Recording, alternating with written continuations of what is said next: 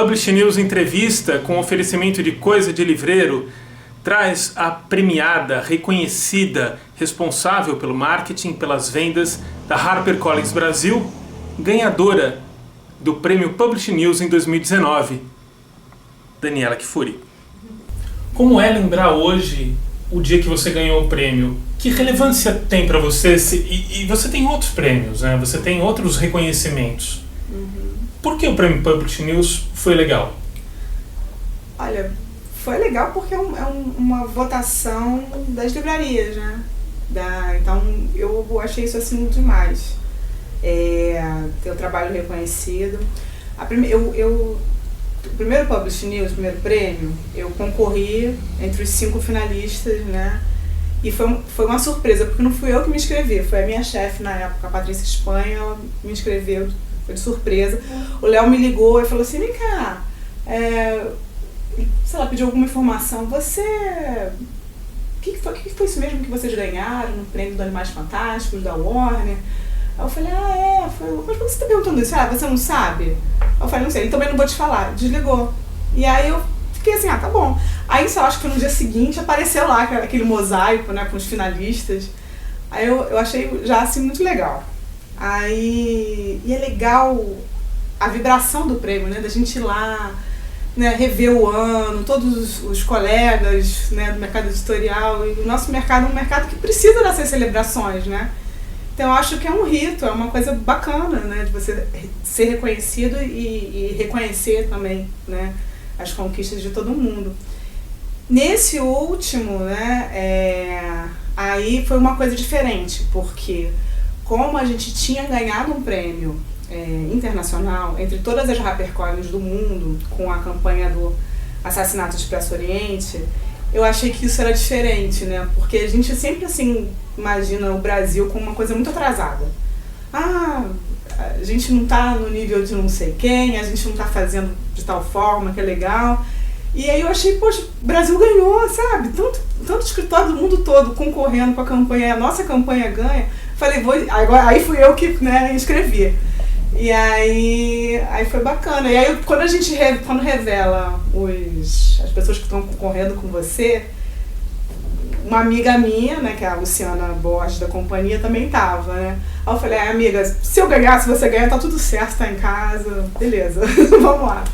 E foi muito legal. Aí eu acho muito engraçado, é a cara que eu faço. Tem uma foto que depois saiu. Essa foto é maravilhosa. Gente, acho que é a melhor foto da minha vida. Foi aquele negócio, gente, não tô acreditando, eu mesmo. E eu não tinha feito discurso.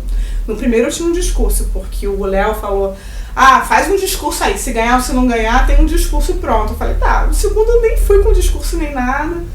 E aí chorei pra caramba. O fato do presidente da CBL ter falado antes te ajudou ou te prejudicou? Você ficou pensando? Porque eu nem escutei o que ele falou. Ele ficou falando lá, eu fiquei, cara, o que eu vou falar, e aí saiu. Enfim. E foi bonito o seu discurso, foi emocionado. Mas eu acho que quando eu saí, uma amiga minha, que é a Silvia da Buzz, ela falou assim, Dani, você é aquilo ali que você falou. Eu falei, mas foi muito verdadeiro, foi saindo, assim, né? E eu tenho a consciência de que não sou eu que faço sozinha, né? Eu tenho, assim, um time que faz uma porção de coisa. E o reconhecimento foi pro trabalho da HarperCollins, né? E pelo trabalho deles, né? Então eu queria, assim, não esquecer de ninguém. Acho que eu falei para toda a logística, eu falei, assim, o nome de todo mundo que me vinha, assim, foi muito, muito bacana. Que isso é verdadeiro também, né? Essa composição, né? Os trabalhos são compostos. As pessoas são compostas. Sim. Você não faz nada sozinho. E você é composta pelo quê? Eu queria muito ouvir a tua história. Como é que você chegou no mundo do livro? Qual foi a tua trajetória? Você trabalhou com outras coisas? Trabalhei com outras coisas. O mundo do livro é um mundo que eu conheço desde pequena, porque eu sou filha de uma escritora, de uma produtora cultural chamada Susana Vargas, que tem um espaço no Rio, que é a Estação das Letras, que é um espaço de oficinas de leitura e escrita, né? Então a minha mãe era daquelas que, assim, minha casa era uma biblioteca cheia de livros, as paredes todas tinham livro. Então tinha livro, sei lá, banheiro, na cozinha, em todo canto, né? Eu tinha acesso a muito livro, porque ela fazia questão, né, de que a gente lesse muito. Ela me acordava com poesia. Minha filha, escuta isso. Aí fala Fernando Pessoa, Mário Quintana. Eu todo ano ia visitar o Mário Quintana. Tinha uma agenda, eu lembro que os meus amigos na escola tinham agendas de várias marcas, a minha agenda era a agenda poética do Mário Quintana, como a assinatura dele, com o autógrafo dele. Então, assim, minha vida foi, o começo, assim, muito berço, cercado de livro, cercada de autores, porque a minha mãe tinha muitos autores, muitos amigos, que estavam sempre lá em casa, tinha sempre muito sarau de poesia, né? E esse respeito por quem escreve ou por quem gosta de ler foi desde pequena, assim, que eu tive, né?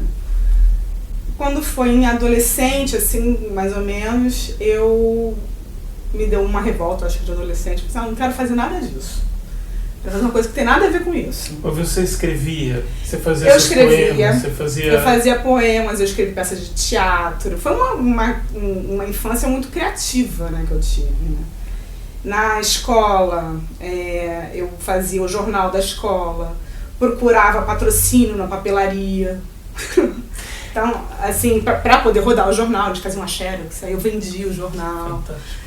Fiz isso também na faculdade, estava sempre envolvida com o Grêmio. A minha irmã tinha uma vergonha de mim imensa, porque eu chegava, todo mundo falava, sua irmã é aquela que do Grêmio, né? Eu falei, ela falava, mas meio assim, né? Então, sempre foi uma coisa assim eu fui muito de me movimentar para fazer as coisas que eu queria fazer.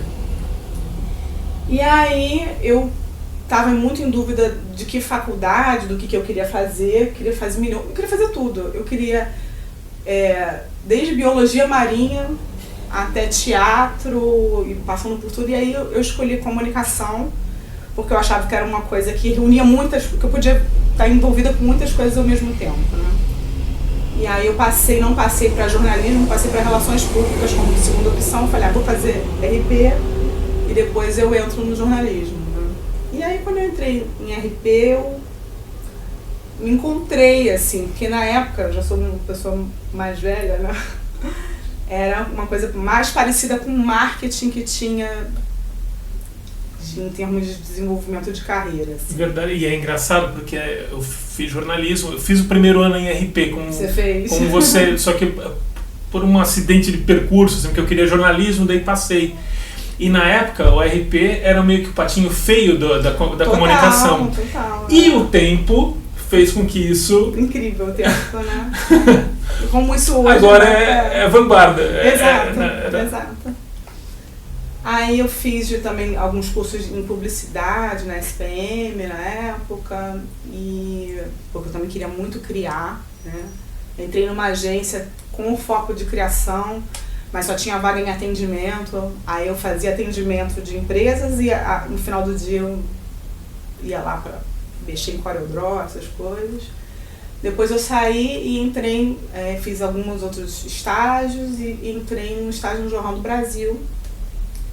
Em 97, mais ou menos, eu fazia o clube de assinantes do Jornal do Brasil, fazia promoções, parcerias, então assim, era mexer muito com várias empresas, a visão do que era bom para as duas pontas, né? O que era bom para o assinante, o que era bom para o jornal, o que era bom para aquela empresa, ela ganhava publicidade, dava um desconto. Trabalhei com também os projetos de banca para aumentar a circulação do jornal, ou então a assinatura, né? E o Jornal do Brasil foi uma grande escola para mim, porque você via tudo. Acho que assim, eu aprendi de tudo. E o contato assim, com aqueles grandes jornalistas, né? Eu já, antes de ir para o Objetivo, eu já assim, estava ali convivendo com o Zueni, com o Veríssimo, né? Mesmo assim no mesmo ambiente, né? Trabalhando, né, os produtos. Então foi incrível assim, para mim, né?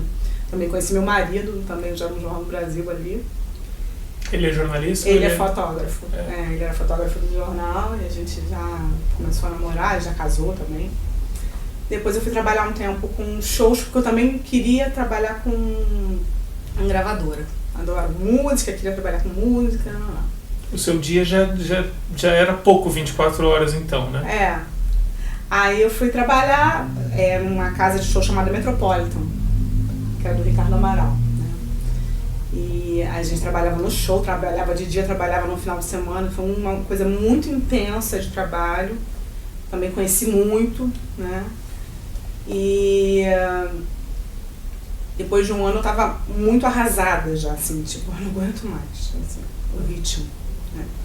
E aí a minha mãe tava com um projeto chamado Roda de Leitura, que era um projeto bem já conhecido, que tinha um patrocínio do Banco do Brasil, e ele acontecia no Rio de Janeiro, em São Paulo, e ela conseguiu um patrocínio para que a gente fizesse as rodas de leitura no Brasil todo. E aí ela falou, você não quer vir trabalhar comigo nesse projeto? Porque eu tô vendo que você tá cansada já, né, desse ritmo de dia, de noite, de show. Aí eu falei, eu acho que eu vou aceitar. E aí eu comecei a trabalhar com autores, com evento com autores, né, e fazendo dentro da caravana do Circuito Cultural do Brasil, levando autores pro Brasil inteiro. Era uma caravana que ela levava um teatro, levava uma palestra, tinha uma feira, tinham várias atividades para cidades que era como se fosse o Centro Cultural Banco do Brasil itinerante, né? E a gente fazia essa parte de literatura. E aí eu trabalhava na divulgação da palestra, na produção, né? Então foi isso. E a estação, ela tinha também várias oficinas, vários eventos, e tinha uma que era a formação de livreiros, lá atrás. E recebiam vários profissionais do livro para falar sobre atividades de livreiro, como é que funciona uma editora, como é que é. E numa dessas a gente recebeu lá o Renato Bastos, da Objetiva. O Renato era gerente comercial na época na Objetiva. E ele fez a palestra, a gente saiu para almoçar e eu também inventei de fazer um livro do meu marido, de fotos, com poemas da minha mãe. Então eu juntei as fotos e o poema e resolvi fazer um livro, tá? Chamado O Amor é Vermelho. E aí eu tive várias ideias para o lançamento. Como eu tinha uma pessoa de uma editora ali, eu falei, vem cá, o que você acha? A editora que ia lançar era Garamond, na época. Eu falei, Renato, o que você acha? Eu pensei em fazer isso, fazer aquilo. Ele virou, nossa, você tem muita ideia, né? Ideias boas. Você nunca pensou em trabalhar em editora? Eu falei, não, nunca pensei. Aí ele falou assim, olha, lá na Objetiva a gente tem uma vaga no comercial, mas lá não tem marketing, né?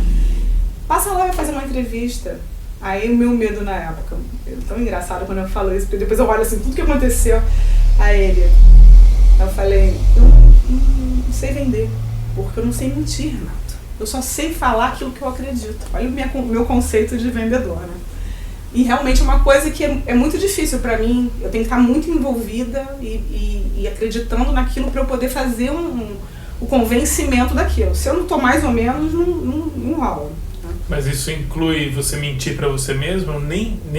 Você não acredita nem em você mentindo? Não, eu sou muito sincera, assim, olha, eu acho que isso aqui vai funcionar, esse aqui talvez não seja pra sua livraria, pra outra, entendeu? Eu vou lá no meu feeling, do que eu acho, e eu sou assim, né? E eu também acho que você tem livros pra vários tipos de pessoa, não é necessariamente o livro que eu gosto, mas eu consigo enxergar os potenciais comerciais daquilo ou não, né? E daí se agarra nisso.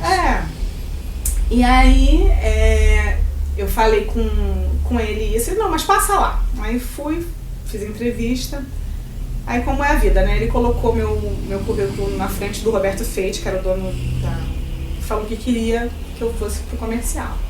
Aí o Roberto olhou e falou assim, mas ela não é comercial, ela é marketing. O currículo dela é todo de marketing.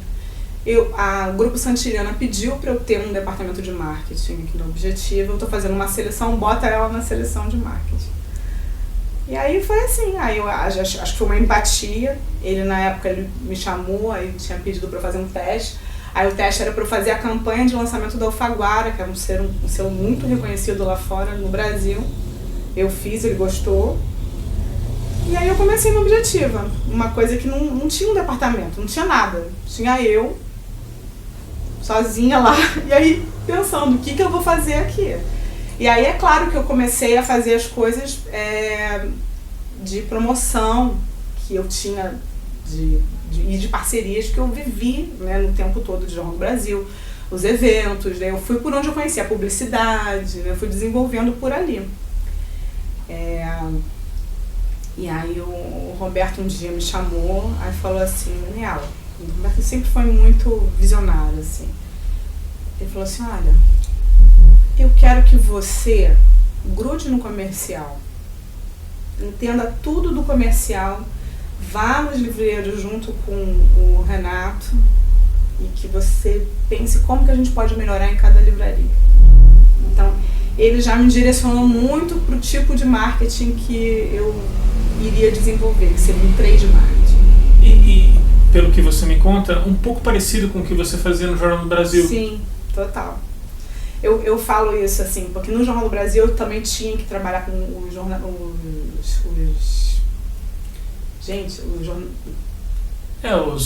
donos de banca. Jornaleiros, né? Jornaleiros. É que faz tanto tempo que a gente não fala essa palavra, olha que coisa. Sumiu, né?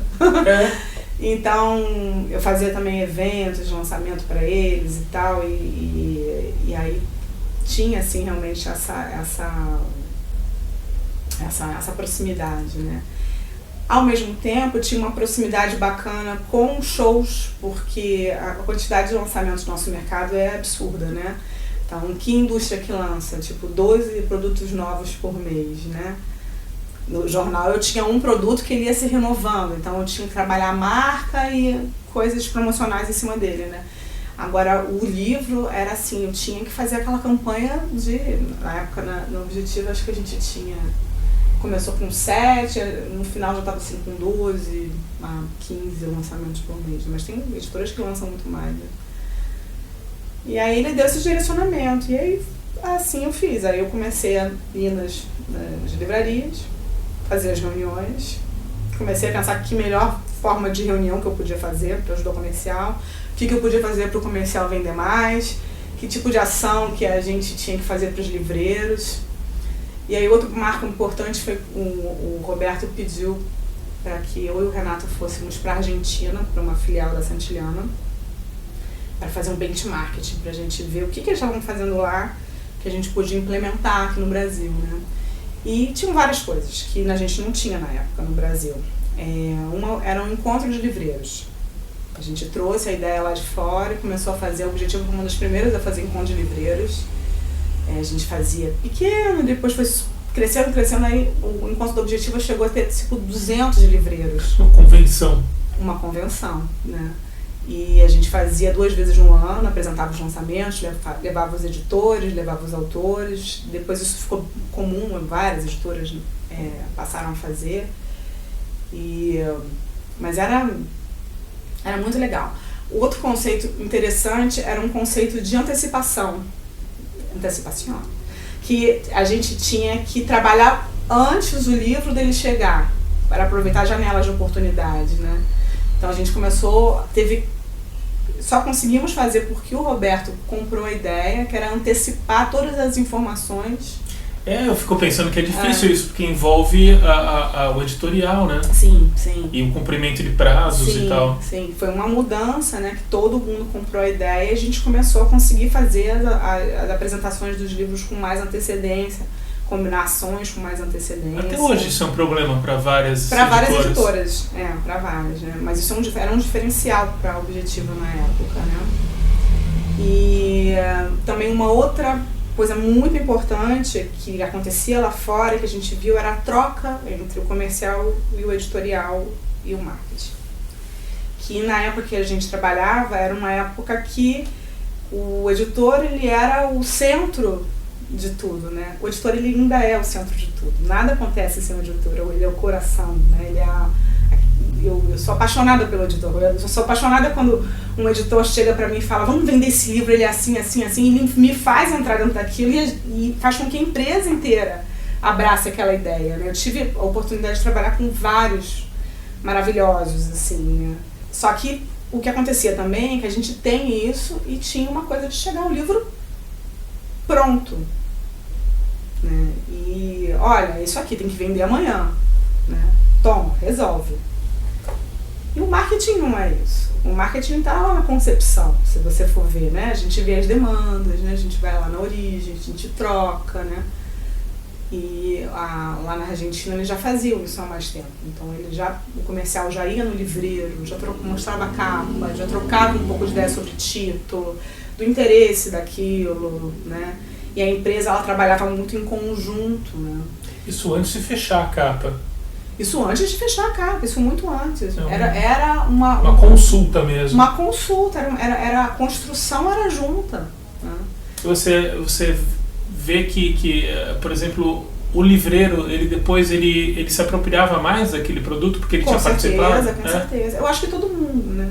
Acho que isso é uma estratégia de fazer a empresa remar para o mesmo lugar porque todo mundo participou da concepção, né?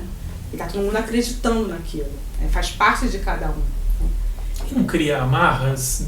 Porque, por exemplo, o livreiro deu uma sugestão X e não viu aquilo publicado, ele não fica resistente? Sim, pode acontecer, mas em geral eles conhecem. Em geral o comercial sente. Eu acho que várias cabeças pensam melhor do que uma cabeça, né? E pode ser que você não faça o que a pessoa está falando, porque pode ser que não seja o que todo mundo decidiu, né? É importante você aprender a trabalhar em equipe e escutar. Eu tenho muito isso, assim, eu mudo de ideia porque você pode ter falado um ponto que está melhor do que o meu. E você está mais certo. Eu gosto de construir equipes de trabalho em que as pessoas pensem diferente de mim. Porque se ficar todo mundo só balançando a cabeça e falando, ok, você está certa, vamos fazer o que é isso, a gente não chega a lugar nenhum, né? Então, para mim, isso é fundamental. A gente ter uma pluralidade de pensamentos e que as pessoas possam estar juntas fazendo aquilo ali crescer junto, trabalhar em conjunto. E ali começou isso. O Roberto, ele incentivou muito que a gente tivesse essa troca, né? Era muito interessante porque o Roberto, ele era uma pessoa que ele não deixava que a gente interferisse exatamente num departamento do outro, então não tinha fofoca na empresa. Era uma empresa que trabalhava assim, pouquíssimos estresses internos que a gente tinha, dessas coisas corporativas, e ele fazia com que a gente conseguia trabalhar junto, assim, todo mundo junto, né? Então foi um chefe muito admirado, acho que por todo mundo que trabalhou lá. Todo mundo sai com uma lembrança boa e muito exigente, sempre querendo que a gente fizesse o melhor, né? Uma escola também o objetivo, assim, pra mim. Muito bom. Você identifica alguma coisa desse jeito de ser do Roberto Feito em você hoje? Porque mas você consegue elogiar? A pessoa disse que para elogiar tinha um limite ali nele. Ele não elogiava, assim, não. E você elogia? Eu elogio. Quando eu acho importante você elogiar, você manter. Eu acho que a gente, enquanto gestora, a gente é responsável por muitas vidas, né? A gente é responsável por pessoas, pelo desenvolvimento dessas pessoas, pelas famílias delas, né? Então, quando a gente trabalha ali junto, eu tento falar, cara, o que a gente está defendendo aqui não é somente o bater a meta, né? É o faturamento da empresa e o nosso salário, né? Porque é fácil a gente lidar com o uso da pessoa, né? A pessoa como ferramenta. Sim, sim. E tem que a gente tem que ser a pessoa que vai dar significado para a vida dela. Eu tenho que deixar ela ter significado naquilo, ela tem que ter propósito naquilo que ela está fazendo. Mas é uma responsabilidade grande que você pega para si também. Mas eu acho que eu tenho essa responsabilidade, porque você imagina, se seu chefe não faz isso por você, né, como é que não fica a sua vida, né, assim, no dia? Né? Se a gente não faz coisas que as pessoas se estimulem a trabalhar, né, pro todo, e ao mesmo tempo ela tem a responsabilidade daquele todo que você tem na empresa, ela se sinta parte, e ela sabe que aquela função dela é importante para que tudo dê certo. Uma chefe minha no Jornal do Brasil, a Marúcia Gomes, hoje ela é CEO de uma empresa, ela me ensinou assim, também acho que eu peguei um pouco disso. quando tinha que explicar o que a pessoa tinha que fazer, eu tinha que mostrar o quanto aquilo era importante dentro da cadeia toda. Pode ser a coisa mais simples, né? Eu tenho que fazer uma planilha para isso. Cara, essa planilha, ela vai ajudar a fazer isso, aquilo. É tudo importante, né? Só que a pessoa tem que entender que aquilo é importante. E aí o que eu tento fazer com as pessoas que trabalham comigo é dar essa importância para o trabalho dela, né? Que ela reconheça e que ela aplique isso também com as pessoas que trabalham com ela. Porque eu acho que só assim é que a gente consegue construir os times, assim, times que sejam vencedores. Por isso que eu agradeci todo mundo no prêmio, né? Porque acho que está todo mundo envolvido. Isso faz parte de sua formação de leitora do mundo. Talvez. Porque isso é uma coisa interessante. Assim, eu sei que eu não sou a maior especialista em literatura. Até por ter uma mãe como eu tenho, eu sempre achei que eu nunca ia saber tudo que se sabe, né? Então, eu sei qual é o meu lugar, assim, eu conheço pessoas, né? E sei do público leitor, eu tento entender pessoas para saber como que elas se comportariam e como que elas podem reagir diante de algum livro ou de alguma oportunidade, né? Como é que era o Mário Quintana? Fiquei com isso. Eu era tão pequena, né? Assim, eu não tinha... Eu via como se fosse numa cama de hotel, né? Que ele tava, né?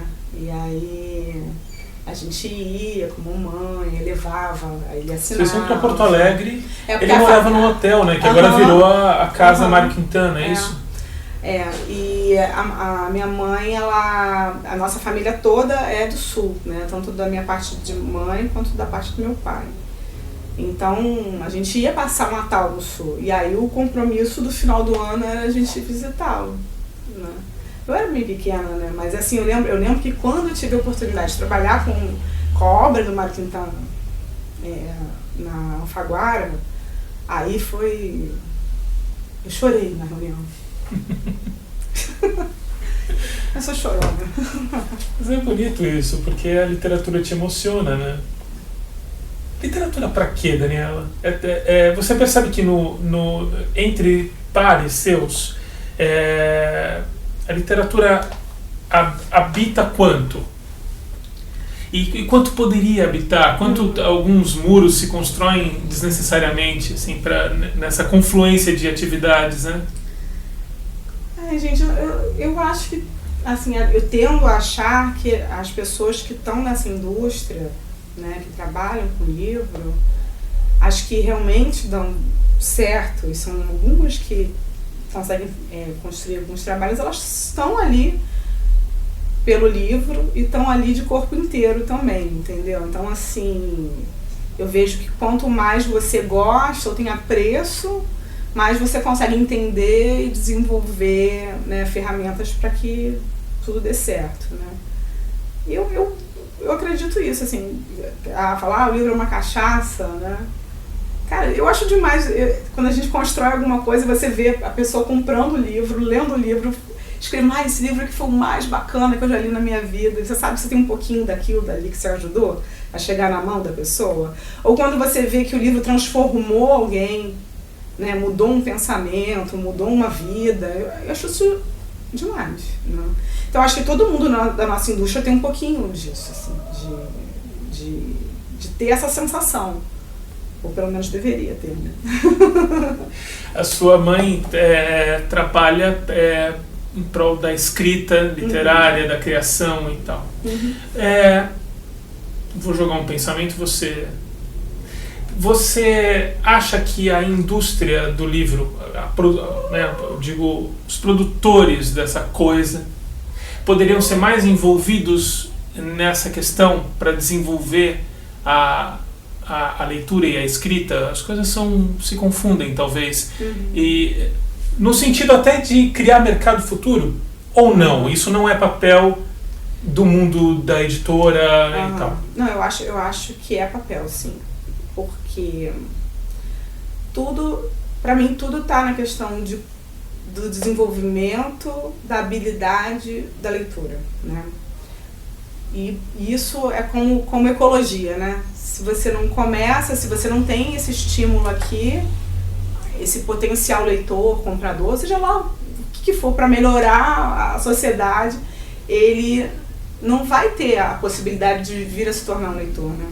Acho que foi a Ana Maria Machado que falou isso, né? Que a leitura ela tem que ser aprendida. Só consegue ler quem vê as outras pessoas. Ela é um hábito, né? É como usar talher. Tem povos que comem com a mão, né? Eles não sabem usar o talher. E aí eles podem aprender que aquilo ali é bom para eles, que aquilo ali dá prazer. Acho que acima de tudo prazer, porque você não tem que ser uma coisa que você tem que ler por obrigação. Você tem que ler porque é bom, e tem profissionais que vão te estimular naquilo. Os clubes de leitura, né, formações de rodas de leitura, são para que você encontre prazer na leitura. Quem já descobriu tem um tesouro, né? Sabe que aquilo dali preenche uma tarde, você tá com você mesmo, tem aquela sua voz interna que tá lendo, né? Tem tristeza quando tá acabando um bom livro. Ai, meu Deus, eu vou ficar sem isso. Isso não é incrível? Por que as outras pessoas não podem ter acesso, né? Talvez não estejam sendo...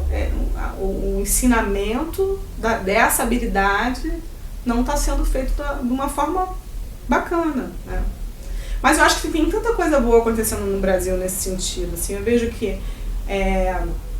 a própria TAG, né, os clubes de leitura que a gente vê que elas estão assim, crescendo, vem da necessidade das pessoas, primeiro, terem uma curadoria. Eu acho que a gente está nessa época da curadoria, que a gente está perdido no meio de tanta informação que você precisa de alguém que te oriente, né? E dessas trocas, da pessoa querer o conhecimento, e eu acho muito, muito interessante, né? Isso. E acho que a gente tem esse papel, tem que ajudar. Você nunca mais escreveu coisas suas ou tem coisas suas? Não, nunca mais escrevi. Não tem vontade? Não, acho que... por exemplo, sabe quem que me deu a oportunidade de escrever? O Publish News, né? É verdade. Foi interessante. As suas colunas tiveram bastante repercussão. E ali, mas assim, sabe o que acontece comigo? Eu acho que eu me cobro muito na escrita, assim, né? Então eu demoro demais. Aí eu escrevo, aí reescrevo, aí vou, aí pergunto pra alguém o que você acha. Então eu tinha sempre assim uma galera que lia comigo, o Daniel Lameira lia as colunas, aí dava ideia, o Bruno Zolotar também, os meus amigos, assim, né? Eu falei, o que você tá achando? Aí sempre dava algum ponto, né? E pra mim dava trabalho nesse sentido, porque eu não consigo fazer, assim, isso mais ou menos, né? E aí... Mas foi muito legal poder escrever de novo, ter essa abertura. E fez sucesso, assim, as pessoas diziam, eu adoro. Mas é tempo, muito tempo. E hoje tá corrido, porque depois que eu saí da Objetiva, eu fiquei... Teve a compra da companhia pela Objetiva. Aí eu fiquei lá mais ou menos 1 ano e meio, 2 anos. E aí foi para a Ediouro, né? E a Ediouro tinha uma joint venture com a HarperCollins. Quando eu fui para a Ediouro, eu já sabia que ia ter uma separação no futuro, né? O Antônio Araújo, que foi a pessoa que me levou para lá, já tinha me perguntado, o que você quer fazer? Eu falei, eu quero ficar com a Harper, né? Eu tinha porque eu tinha uma vontade muito grande de aprender com a parte internacional, assim, de ver o que tinha lá fora, o que eu poderia trazer de novo, trocar informações. Na Harper tem uma integração na Harper bastante, tem uma integração muito grande, né? E isso me encantava, né? Saber que poderia ter isso, né? E eu já falei pra ele, eu com certeza eu quero a Harper. E aí a gente foi construindo ali até que teve a separação. E isso tudo ainda no marketing, né? Trabalhar no marketing da Ediouro com a Harper e com os selos todos foi muito diferente para mim, porque era uma empresa maior do que o da Objetiva, né? Com mais funcionários, com mais selos, com mais pontos de contato. mas foi muito legal, porque eu acho que tinham coisas que a Objetiva fazia que a Ediouro não fazia, assim como tinham coisas que a Ediouro fazia que a Objetiva não tinha.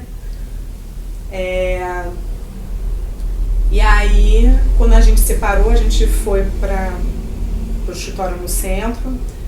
Teve a oportunidade que foi me dada também de assumir o comercial, que era uma coisa pra mim que é tão engraçado, né? Porque eu trabalhei tanto com o comercial, eu já sabia tanto, mas eu não me achava capaz de... Por quê?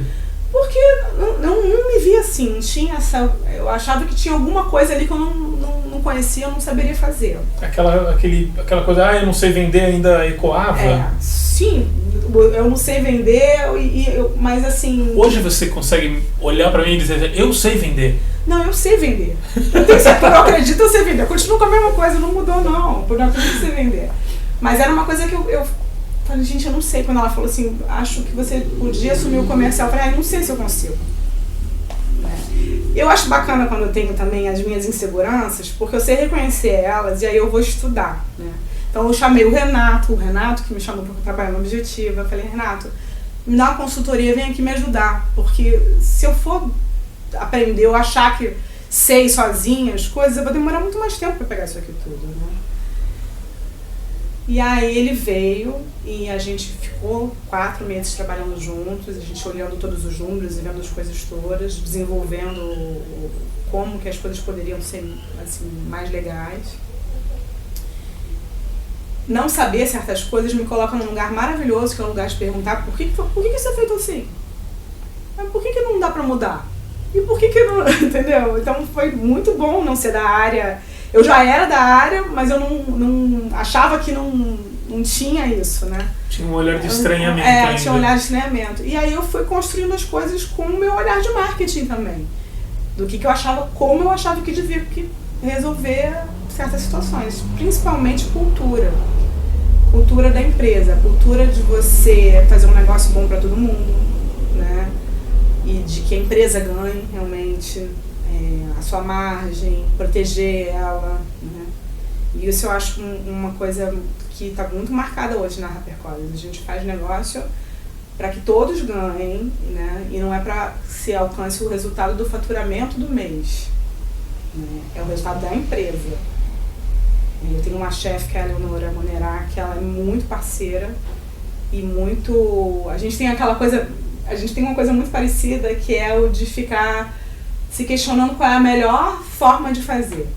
E trocando ponto, né? Não, mas eu acho isso, mas eu acho aquilo. E aí a gente chega numa solução. Na lupa, como é que você consegue me explicar qual é a diferença fundamental entre essa meta do mês, que é de cada um, e o resultado da empresa? Eu acho que uma meta ela tem que ser construída baseada no que tem que ser uma coisa que tem que ser ok para mim e para o executivo, né? E baseada no potencial do cliente e no potencial do livro, e real. Não tem que ser uma meta que a gente vai arrebentar de vender para depois ter devolução, para botar o livro lá embaixo, para ter que fazer promoção e desvalorizar o livro, né? Então, acho que tudo gira em torno do cuidado com o livro e cuidado com a marca também. Quando o executivo ele começa a absorver esse pensamento e ele também voltar e falar assim, olha, não dá para fazer isso por causa disso, disso e daquilo, e isso ser plausível, a gente chega num lugar que é bom para todo mundo, né? Para ele, para mim e para a empresa, porque a empresa também tem a previsibilidade do que pode acontecer, né? E não ficar correndo atrás de coisas que não são factíveis naquele momento, podem ser daqui a um tempo, e com calma, e com margem, e com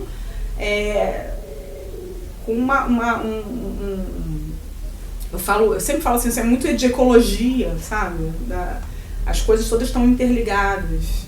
Você tem que olhar o macro, você não pode estar ali só no seu negócio. O quanto que aquilo pode ser bom naquele momento e pode ser ruim daqui a um tempo para você, né? E eu acho que eu trouxe essa visão. Então acho que hoje todo mundo trabalha assim, a gente construiu processos, controles, visões, que a gente discute muito dentro da HarperCollins para tomar as melhores decisões e graças a Deus a gente vem crescendo, né, e trabalhando direito com cada cliente, dentro do que é possível, porque cada um é diferente, né? Cada livro é um, cada cliente é um, né? E aí você vai tendo que fazer da melhor forma para todo mundo.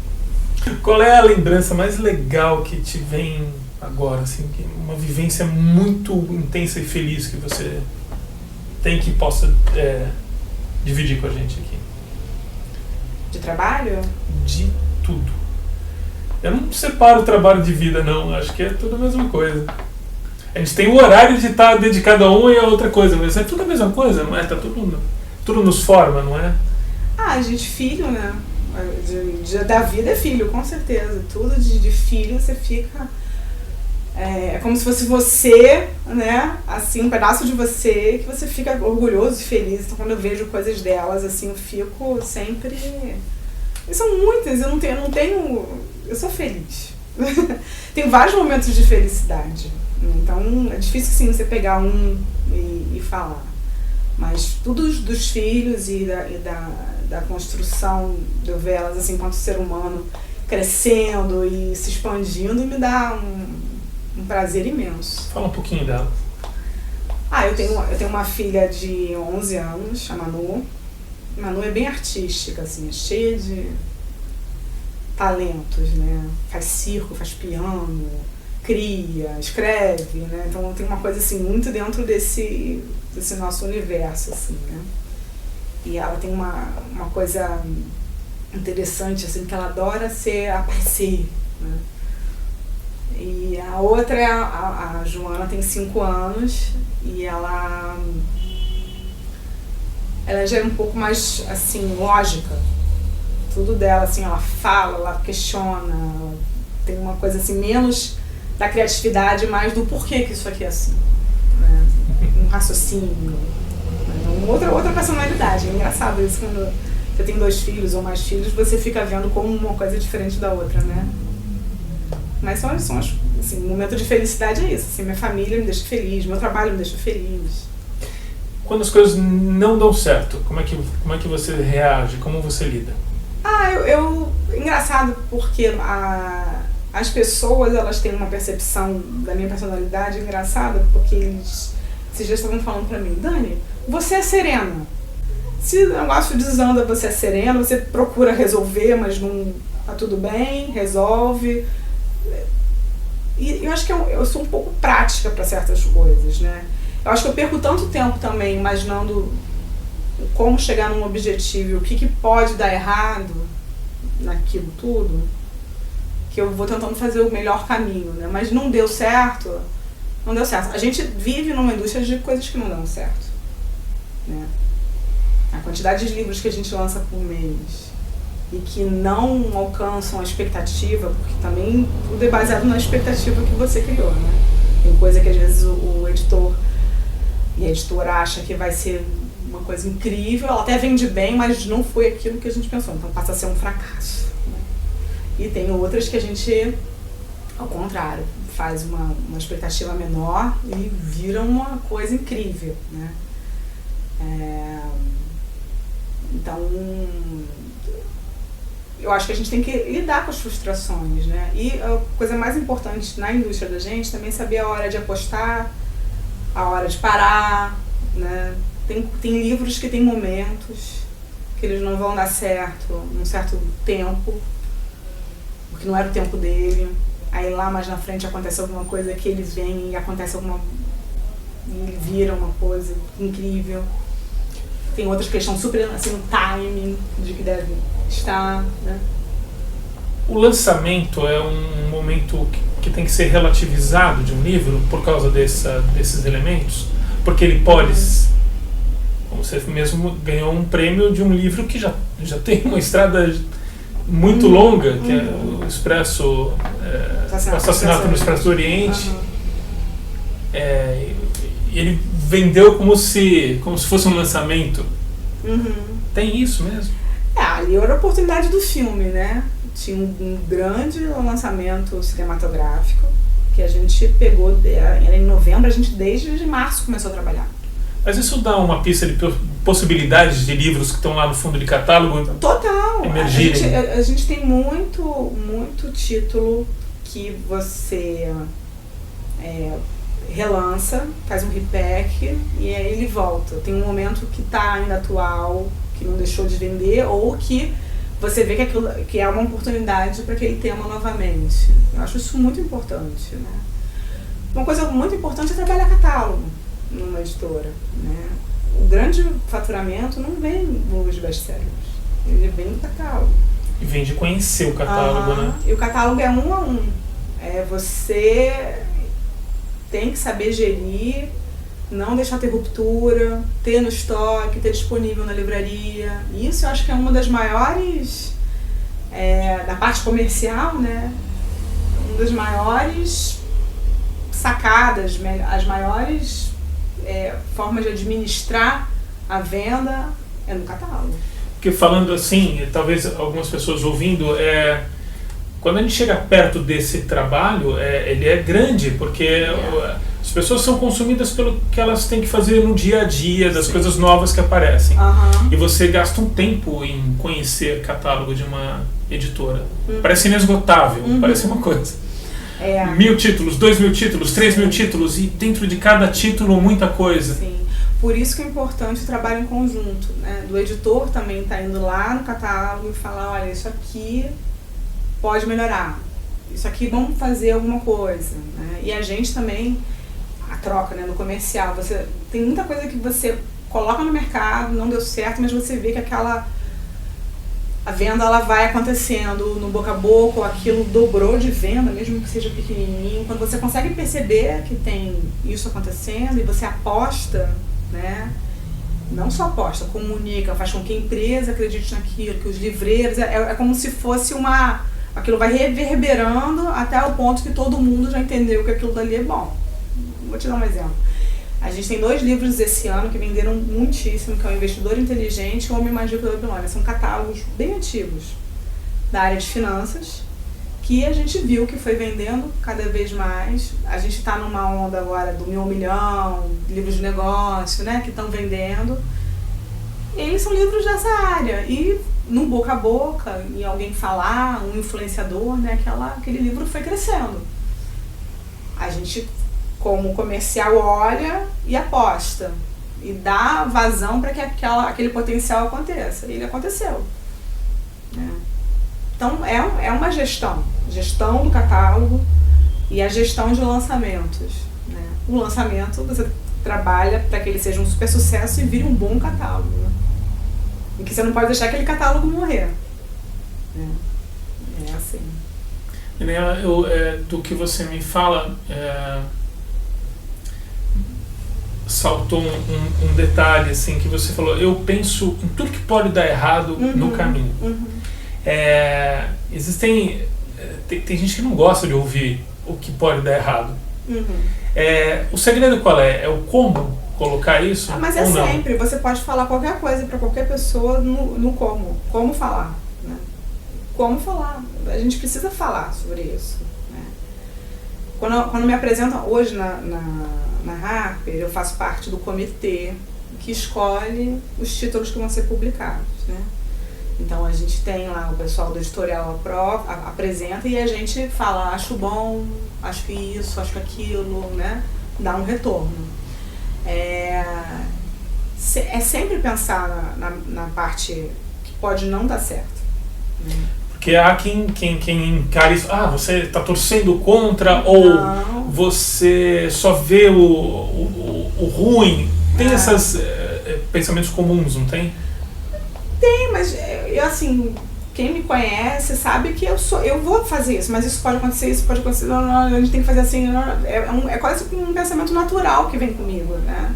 Eu vou esquadrinhando ali, falando isso, assim, assado, e a minha opinião é que você pode ir com mais calma, talvez a gente não deva apostar tanto aqui, ou que a gente poderia fazer isso aqui, mas também quando bate, eu acho que é aquilo, né? Aí eu vou com toda a minha alma para cima daquilo que eu acho que tem que ser feito, né? E vamos apostar. Mas eu acho que é uma coisa que a gente faz com todo mundo junto, né? Aí a gente dá a mão e vamos. Né? Pode ser que eu esteja errada, pode ser que não dê certo e pode ser que dê muito certo. Tem que arriscar às vezes também. Cavando outras lembranças, as suas lembranças gaúchas. Tem alguma coisa? Vocês têm o hábito do chimarrão em casa? Não. Ou tem... Não tem. Eu tenho lembranças gaúchas, assim, na parte do meu pai, né, churrasco, né? Meu pai já faleceu, mas fazia muito churrasco todo domingo, né, com a família, isso sim, a gente tinha, né? E tinha essas viagens pro sul, que era uma coisa que a gente sempre lembra com muito carinho, assim, a música, né, de natureza, de campo. Eu sou uma pessoa que adoro ir pro campo, né, gosto de vaca, gosto de ficar assim, às vezes sem fazer nada, e na natureza, assim, meditando, né. De sotaque não ficou nada, né? Nada, porque eu não sou gaúcha, eu sou carioca, né. A minha mãe ainda tem, a minha mãe, na verdade, tem, mas quando briga. Aí vem o gauchês todo ali, quando tá brigando, aí ela fala, bem gaúcho mesmo. Dani, pra te liberar, museu de tudo. Então, eu trouxe aqui, ó, falta só uma plantinha, porque tem que ter assim, depois eu mando uma planta fake pra vocês, eu achei bacana essa frase que tava numa loja, né, que é, vai com calma, mas vai com alma, né, e eu acho que ela é um pouco assim nisso, quando eu vou com calma, mas vou com alma mesmo, né, nas coisas. Maravilhoso, vai ficar você ali no museu. Vai. Com calma e com alma, dando esse recado maravilhoso. Isso. Obrigado, Daniela. Obrigada a você. Só pra terminar, quem ganha o prêmio esse ano, hein? Então, tem que ver os indicados, né? Eu tenho algumas pessoas que eu acho que fazem um trabalho incrível, né? Sim, eu acho que o pessoal da Aleph faz um trabalho muito bom. Eu acho que a Dark Side tem dessas editoras, né, que são menores, faz muito bom. Eu tenho amigos incríveis que acho que super merecem. Tem muita gente boa no nosso mercado. Vamos ver quem é que vai se inscrever e quem que a gente vai votar. E obrigado. Só lembrando que as entrevistas esse ano passaram a ser colocadas também em áudio, em forma de podcast, dá para achar nos canais todos que o Fábio Errar aqui te mandou um grande beijo também, coloca para o Publish News. E obrigado ao Coisa de Livreiro que oferece esse Publish News Entrevista.